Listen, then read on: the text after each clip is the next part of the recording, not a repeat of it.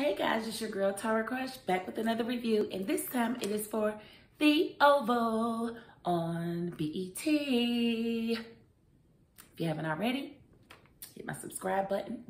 Stand there, up there, over there, somewhere. Hit it for me, please, please, please. Thank you. And even if you don't, thank you for joining me this evening. You didn't have to. You could have been anywhere in the world, but you're here with me. And I appreciate that. Okay, so this episode was kind of, okay, so Nancy, of course, it opens up to her passing out because she done pretty much knocked herself out with Barry. Now, she clearly wasn't thinking clearly because the one time she can call her husband and actually have him excited to hear from her, she decides to call the nosy neighbor. I don't really understand why, but I tell you what. I think the nosy neighbor is becoming one of my favorite characters on the show. I mean, she's a very great actress, whoever's playing the role. I really like the way she is portraying the nosy neighbor. And very entertaining. I was very entertained by her phone call to Richard. Oh, you need to get here, Richard. It's bad. It's really bad. And Barry on the table. Ooh, you need to get here, Richard.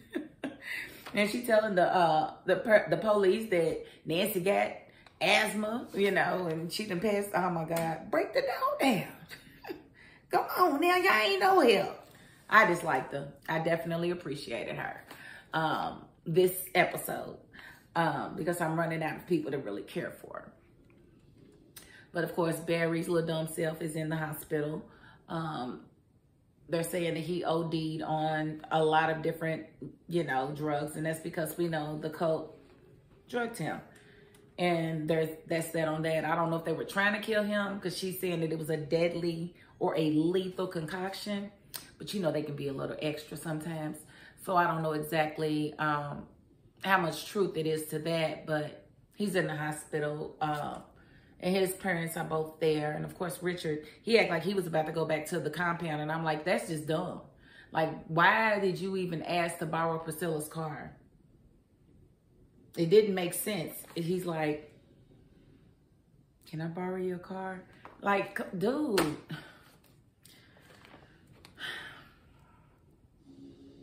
And she says yes. And, you know, he gets out of there before, you know, Sam can say anything. And I just think it's real stupid. And then he's ready to go and show the cult not to do that to his son. They gonna do it to you, dummy. Like, why you think you know better than the feds? Like, stay away from that, Richard. Don't be so freaking stupid. I almost said it. But I kind of caught myself a little bit at the last minute.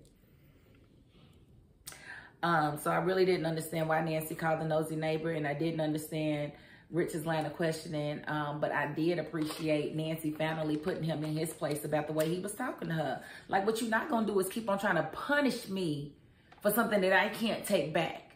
There's nothing I can do about that situation. It was 25 plus years ago. I'm sorry you just now finding out about it, but what you're not going to do is keep on demeaning me, degrading me, and acting like you just don't simply love me. If you don't, then divorce me. I'll give you that, because what I'm not going to do is keep taking your stuff. So I'm happy that she finally stopped begging this man for forgiveness. Because here's the thing, either you're going to forgive me or you're not. She gave him a sincere apology. He promised that he would stop antagonizing her if she would just tell him who the dad was. He promised, and he did not. It's like, well, yeah, it was his father. I get that. But, you know, don't say one thing if you hadn't considered all possibilities. And I think he had considered his father. He just didn't want to admit that it was his father for whatever reason. And let me just say that Priscilla is getting on my last nerve with the way she is treating Sam. Like I said, Sam is husband goals. And I don't think Sam would have fell victim to the first lady had Priscilla been doing her job as a wife instead of making his needs secondary to hers. Like, no. You feel like you need some sleep? Give that man some side coochie.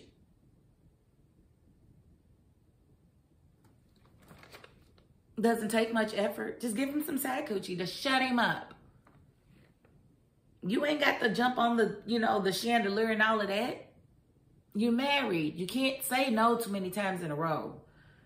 Then their brain starts to go down to their balls. And once the brain is in the balls, they're no longer able to rationalize anything. Things mush. So don't let your man get the mush, okay? You give him some of that side coochie and you go on to sleep. Heck, depending on your man and his size, you might be able to sleep through the side coochie. Who knows? But you need to give it up. I don't want to hear that you should still wait for me. No, they don't know how. Remember the brain to the balls to mush. I'm just saying. And Max and his friend, his girlfriend or whatever, his friend girl, that's weird. I don't understand why she's acting that way when she kissed him and invited him into her hoo-ha. And then she's like, get out of my room. It was weird. I didn't buy it. It was inconsistent behavior as far as I'm concerned. If that was the case, she should have said that as soon as they got finished. Okay, get out. It's just weird, and it was too drawn out, and I didn't appreciate it. I feel like Ellie is dumb for, you know, not having Alan stay there because she's going to die probably. You needed him to stay there that night, if nothing else. But the way she talks to him, the way she treated him, I just felt like was kind of silly of her. And by him saying, you're going to get what you deserve, Ellie, it just makes me feel like, you know, again, Tyler's going to have one of his, you know, crazy people or, you know, antagonists get away with murder again. That's just how I feel. I'm pretty certain of it. Now, how he plans on getting back to the White House undetected, I don't know. Because he got there in Ellie's trunk. And being that he's about to kill Ellie, probably. Yeah. It's probably not going to fare well for her. But I just don't know how he's going to get himself back in the doggone White House. That's going to be interesting to see. But I'm sick of Jason. I'm sick of Jason killing people. I'm sick of... I'm over it. I'm so over it. Like, he's not paid for nothing. And that's not the way the real world works. It just doesn't. And then for his father to be mad at his mother for saying that she's going to turn him in or sell him out. He tried to kill her. He didn't try to kill you. He tried to kill her. How dare you? I don't like that. I don't like that. I hope it gets better quick. And then Lily's dumb. Lily's dumb as I don't know what. Why you would ever believe the man that you married that didn't even bother to tell you that he was homosexual over the man that's been putting himself on the line for you, I have no clue. You know your husband got access to all kinds of abilities. He's got access to fake, you know, criminal records, everything. He can do all of that. He can do all of that, but you going to believe him? And you going to put Bobby in danger and say you don't care if they kill him? Forget you, Lily. I don't like you no more. I don't like you at all. And then you're going to say, oh, if you leave out that door before you explain this stuff. He just explained it to you. It's fake. What other explanation was you looking for, Lily? God. And plus, he already told you that, you know, he was hired by somebody in the administration to get pictures with her, to get pictures with you. He told you that in the beginning. He said the sex part was his idea. That wasn't part of the deal. He did say that. So I'm just like, why you not believing him? I don't know. I don't really get it. I don't get it. I don't understand. But I guess it is what it is. But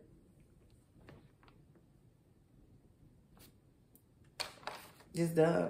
So if he don't call you back, if he don't come and see you, if you don't hear from him again, just know Bobby's at my house. Yes, I text Bobby and I told Bobby to come on over here with all of that chocolate. Come over here with all of that melanin, baby. Please come over here. Because I want you to do me like you had did her in the bathroom at the airport. I need that kind of action going on. I'm in so mad I am, Bobby. Just playing. A little bit. I'm just playing a little bit, but yeah, that is definitely the last thing I even want to cover, because I don't really get it. I don't get the show. I don't get where it's going. There's not been anything really advancing in the story at all. And I just really need to see something different out of the Oval. And hopefully we'll get that later this season. But I'm just not seeing it right now. I didn't even like... Now, I like sex on TV. Like, not the kind of porn sex, but like that soft porn stuff. And I did not even appreciate Max and Priscilla. Like, I mean Max and his girlfriend. I don't have her name. But I didn't appreciate their sex scene at all. I don't care. You know what I'm saying? I don't care about Max and who he's trying to screw. I don't care about that. And like I said, it's becoming harder and harder for me to care about characters on the show. So I'm hoping that it picks up some, because I am not at all impressed. And I'm just keeping it real with you guys and giving you a forewarning that I can't keep watching these shows that I can't effectively review. If I can't pull anything from it, then it's like, what am I gonna do? Oh, there is one more thing I did want to talk about. I can't stand Kareem even more now. He's so narcissistic. It's all about him and what he thinks and what he wants to talk about and what he wants to do all the time. And I'm over him. Definitely over him. And the fact that Sharon lost her baby and within 3 minutes accepted his proposal. Can y'all make that make sense to me? You just lost your baby and you told him it was a lie, and then you gave him your hand to put the ring on. I just need to know how this is working. Like, somebody please.